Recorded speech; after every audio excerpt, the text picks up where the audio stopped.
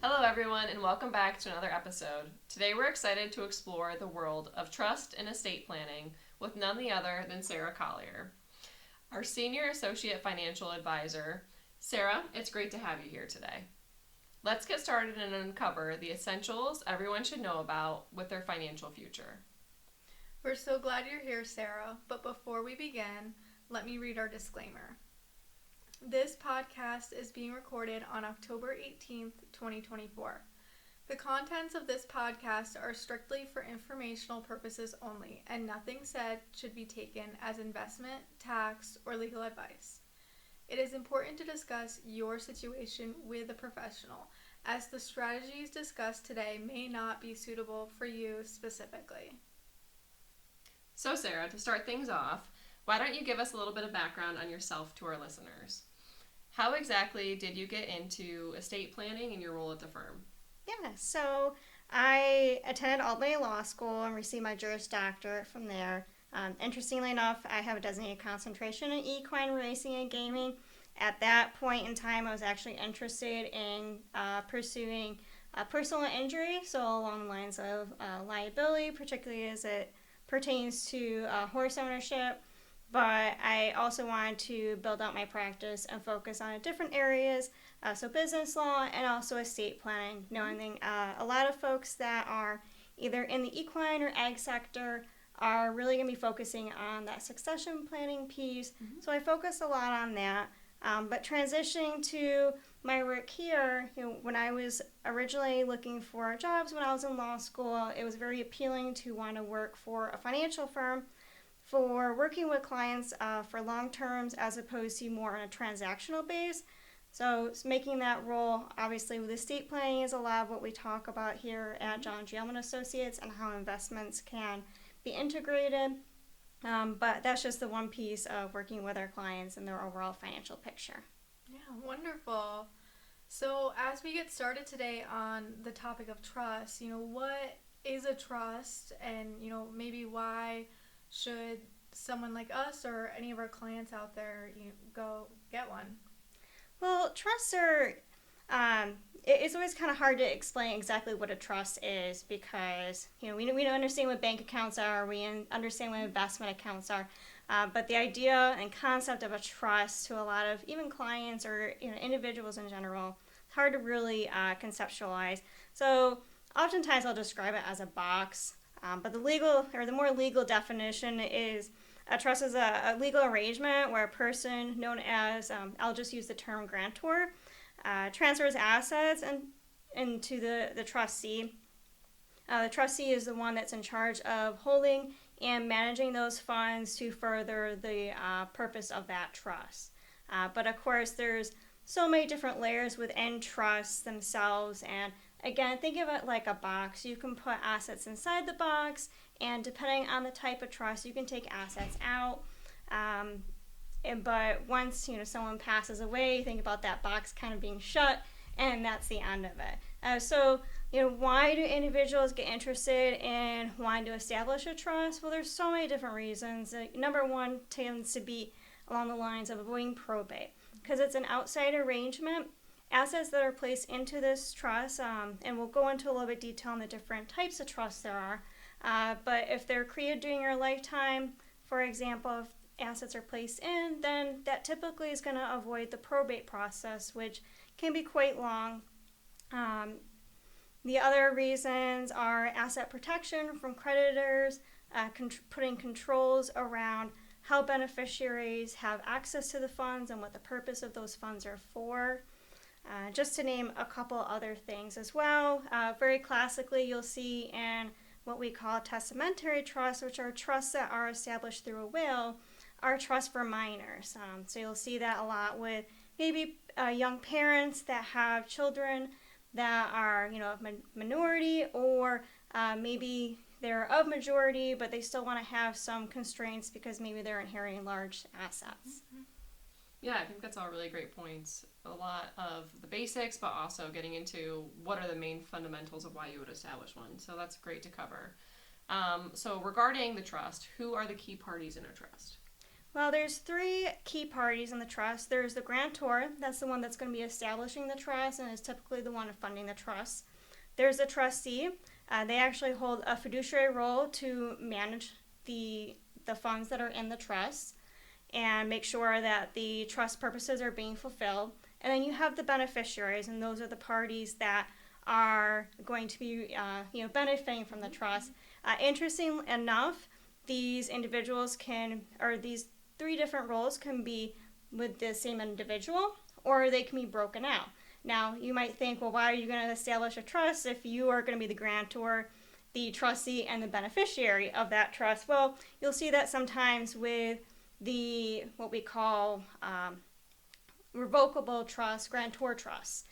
So you're just, instead of going the route of establishing a will during your lifetime, you're putting everything all together in this neat little bow or neat little package and getting that right. So when you do pass away, right now you have access to the funds, you have full control, you're the beneficiary, so obviously you can have full use of those assets, you're the trustee, so you're managing everything. But when you pass away, you then have those contingent beneficiaries that then those assets per the trust go to the next generation. Great points. And I think that you would agree, too, that when you're choosing these individuals, you really want to take the time to carefully select who you're putting in those roles. Is that right? Correct. You want to, if you're the grantor and you're looking to name a trustee, you want someone that is going to be responsible. Some individuals like to name a particular person, which we like to always think of. It's good to name a warm body because they're going to be the ones that are going to be taking on that responsibility.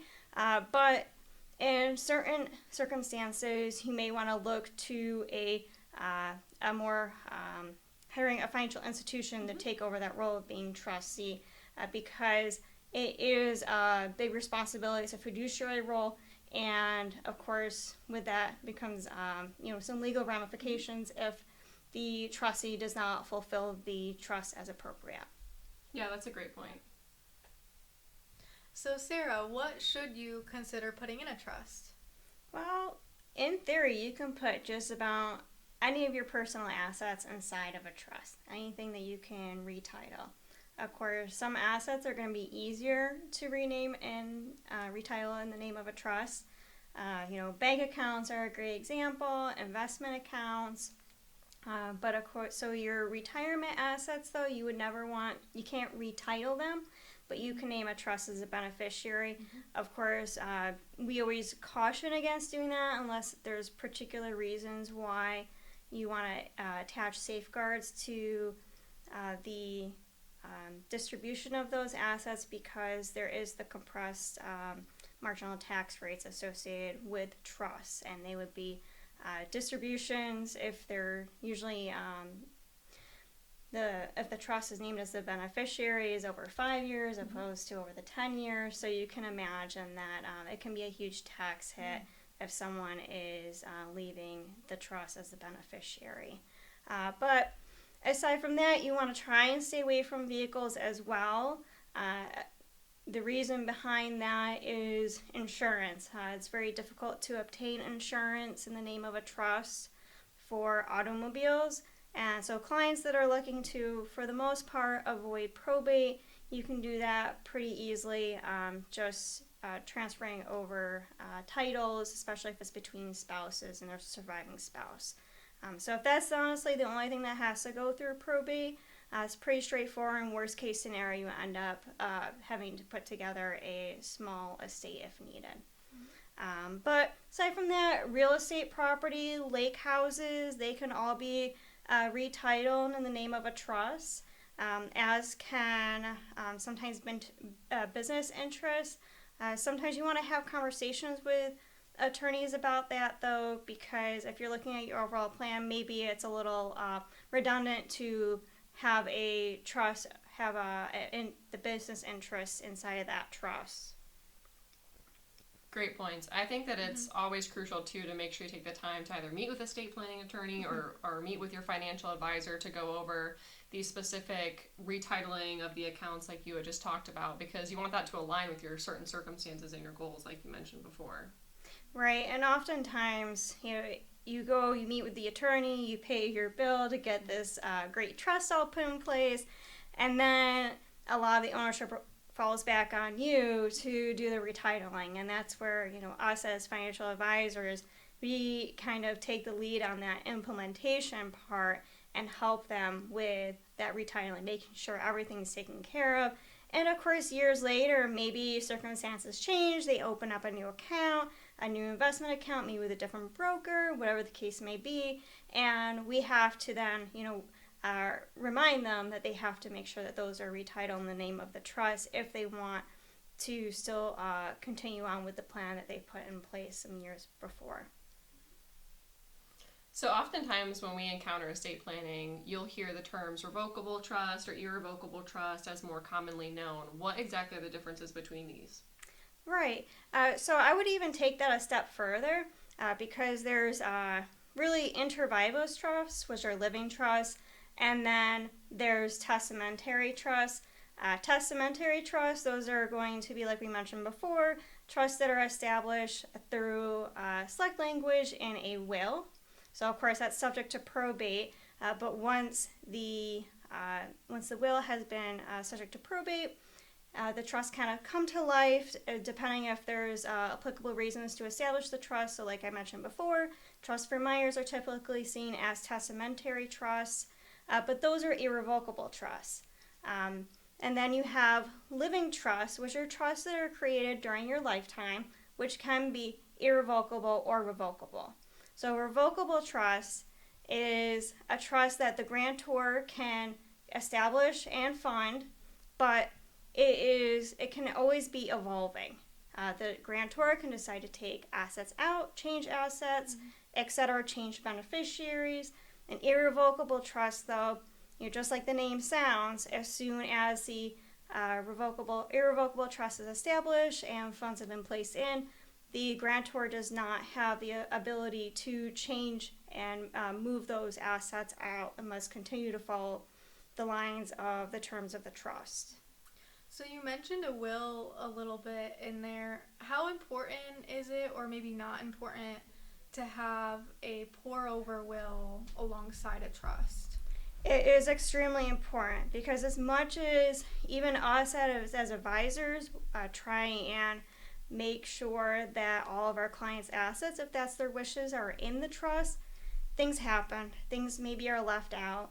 And what the pour-over will does is, yes, it's still pushed through probate, but anything that maybe is left outside and is subject to probate will then automatically get dumped into the existing trust. So Sarah, now that we have discussed what a trust is and what options there are for different trusts, do you feel that a trust is always essential, or is there some times when it's not going to be essential? Well, it really depends on the individual, what their goals are, but I would default to saying it's not always essential.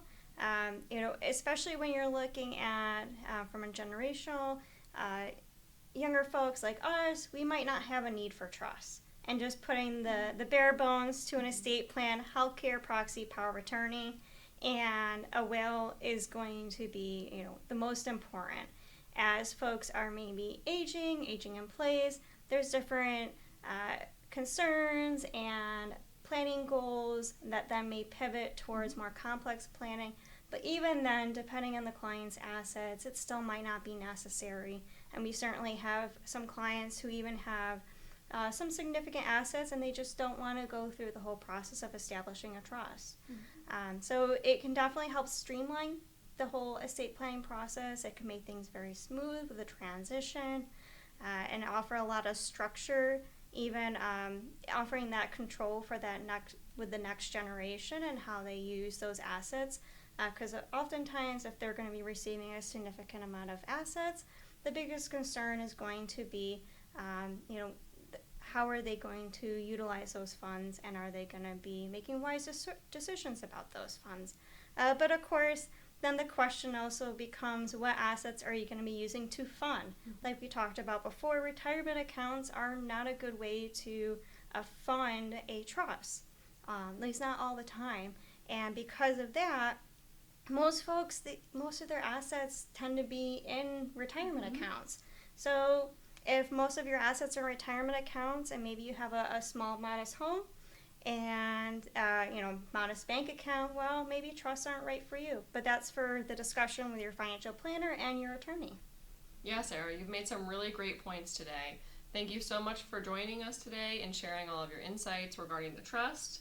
Now, as we wrap up our discussion on securing your legacy and the power of trust, we want you to remember that trusts provide a structured way to manage your assets, protect your loved ones, and ensure that your wishes are fulfilled long after you've passed away. Exactly, Leah. They aren't just for the wealthy, they're powerful instruments for anyone to really want to leave a well-planned legacy. We hope you found this episode on securing your legacy and the power of trust packed with valuable information for your future. Be sure to tune in for more episodes. And as always, Don't forget, share the wealth.